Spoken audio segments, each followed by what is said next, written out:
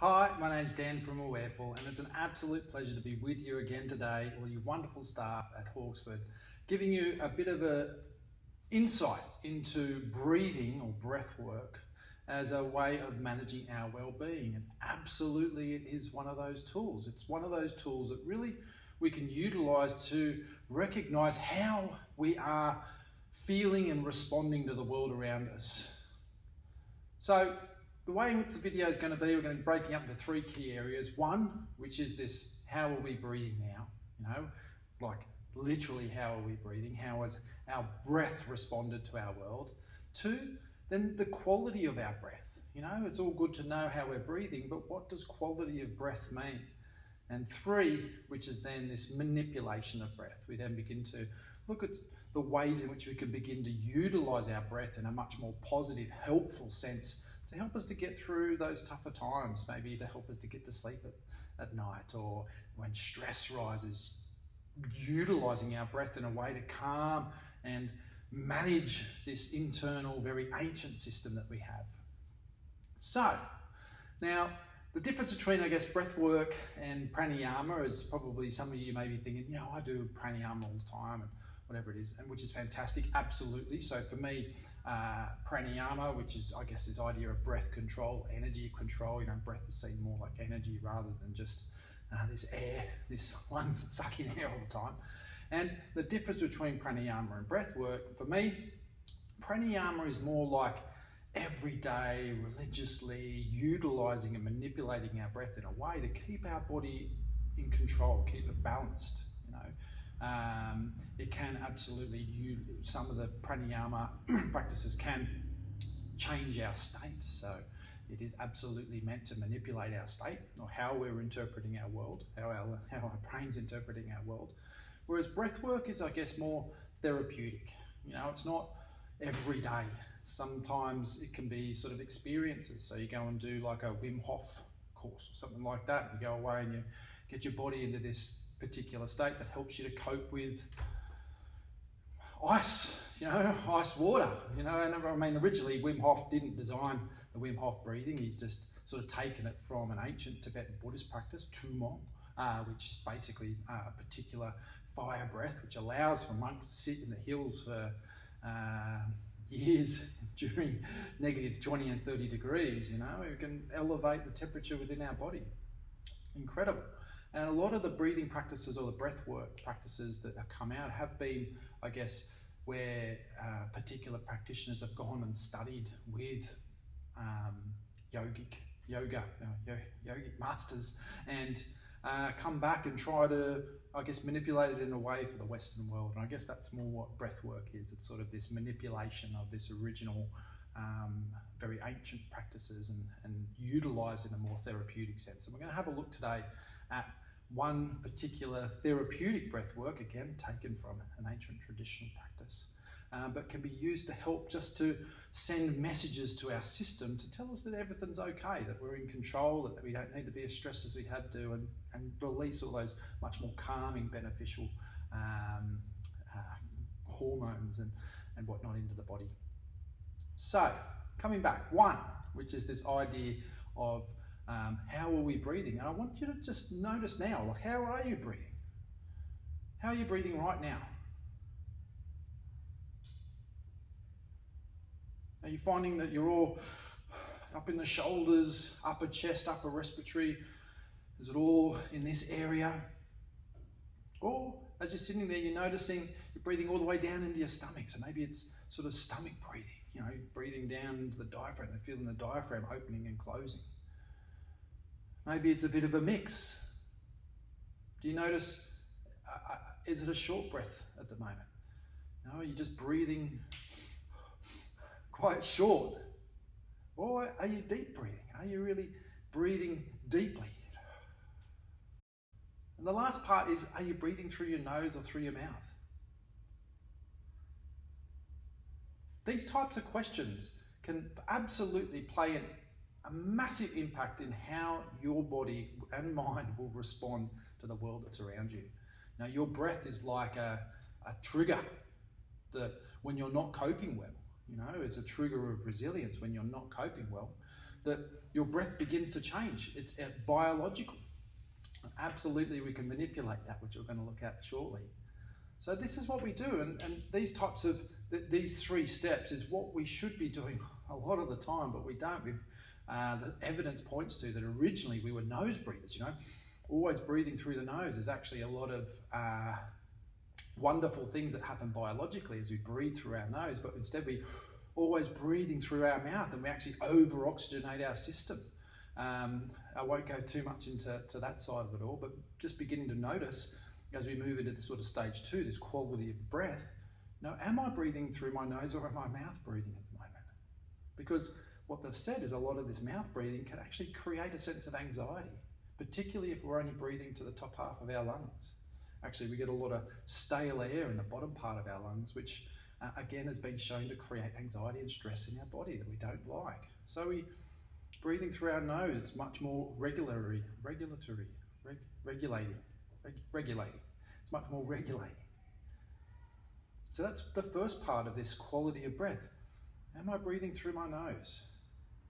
Now there's a lot of athletes that utilize just this tool, coming away from the breath of the mouth and moving into the breath of the nose to begin to stimulate our muscles in a much more positive way.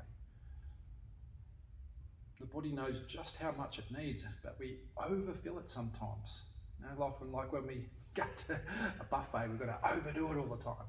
And so we become overbreathers. So this quality of breath is really important. So absolutely, are we breathing through our nose? Are we just upper chest breathing? When we go into our stress response, we often just upper chest breathe because we needed to. We needed to over-oxygenate our system really quickly, get our CO2 levels up to go, make a huge, quick, whatever decision and run, fight, whatever it is. And so we needed to pump our system up, get the adrenaline running through our system and fight away from wherever we were. But as we begin to require us to calm down, breathing out's okay through the mouth. Most important part is through the nose.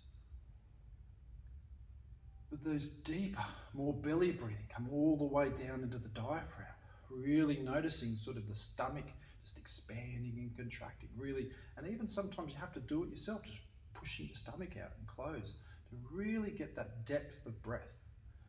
Because what that does is actually, it begins to send messages to your brain that actually everything's okay. I'm better in control. You can begin to calm our sympathetic or stress system down just by doing that. Just by breathing in through the nose, breathing all the way down into the diaphragm. And it settles the system down. Nice, big, cleansing, deep breaths. And so the quality of the breath is incredibly important.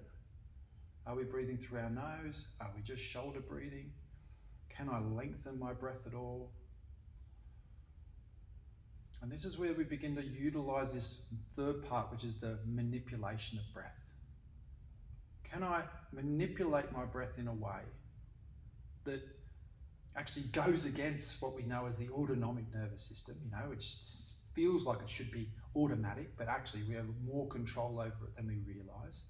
That actually we have biological mechanisms within us that we control to calm our system down, that it's not truly automatic, that actually we are in more control than we realize, and manipulation of breath, which is, in its sense, what pranayama is, can settle our system down. It can tell us that everything's okay. Sometimes it means taking a little walk. Often people utilize it during meditation just to settle the mind a little bit, which in all essence really is what it is we're doing as a whole. This is all meditative practices. We're just learning how to better control how we are. We're taking an inner reflection and utilizing the tools that we have to settle our system down. And so we move into this manipulation of our breath as we're knowing and seeing that we're getting stressed, or we've reacted or responded to a particular external change, circumstance, event. Maybe it's a conversation, maybe it's an email, maybe it's just a memory that's happened. And we calm our system down, reminded that it's okay. manipulated our breath in a way that brings our control back. And this leads me on to the final part of our video, which is just to teach you a real simple practice. Because again, through the manipulation of breath, what they've said, the in-breath it actually activates our stress response, and our out-breath activates our parasympathetic response, our relaxation response. And so what we're trying to do is actually breathe out for longer than we breathe in. It tells our brain everything's okay. Incredible, incredible. And literally it can take 2 minutes. And that's where we're going to finish today. So what I want you to do, wherever you are, and you can do this with your eyes open or closed, and for those people that do it and they find themselves actually getting more stressed or more anxious, stop, okay? Because actually breathing practices can trigger traumatic responses, because trauma and breath are so intrinsically linked. But actually when we try and do these particular types of practice, actually we go straight into a traumatic response. And if you're noticing that, please stop, okay? And maybe breathing practices aren't quite ready for you just at the moment. But for everyone else, you can do this with your eyes open or closed. I do it with my eyes closed just because I enjoy it more that way. But for you, I'll have my eyes closed because there's nothing weirder than someone staring down a lens at you while you're trying to do your breathing practices. And this is called 7-11 breathing, where we count in 7 and we count out 11, just to make sure we're breathing out more than we're breathing in, and following those sort of the quality of breath rules. Always breathing in through the nose. We can breathe out through the mouth if we want to. Don't need to make a crazy noise, but we breathe in and breathe out. Okay. The other quality of breath is making sure we're trying to go all the way down into our stomach, almost like we would breathe all the way down into our stomach. Really getting that quality of breath all the way down, getting all the way down to the bottom of the lungs. So I will lead you on the first 4, and then I want you to do the 4 all on your own. And no, you don't need to count them aloud. I won't hear you, I'll be honest with you, okay? So with me, remember, quality of breath through the nose all the way down to the stomach.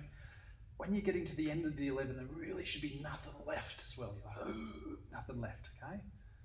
So with me, so we're going to breathe in for 1, 2, 3, 4, 5, 6, 7, out 1, 2, 3, 4, 5, 6, 7, 8, 9, 10, 11, in 1, 2, 3, 4, 5, 6, 7, out 1, 2, 3, 4, 5, 6, 7, 8, 9, 10, 11, in 1, 2, 3, 4, 5, 6, 7, out 1, 2, 3, 4, 5, 6, 7, 8, 9, 10, 11, in 1, 2, 3, 4, 5, 6, 7, out 1, 2, 3, 4, 5, 7, 8, 9, 10, 11. Okay, now I want you to do that 4 on your own. Change your breath around. If you need to breathe a little bit longer, that's okay. If it's a bit shallower, that's okay. Change it to you. But remember, there's nothing left. In for 7 and out for 11. Okay, enjoy.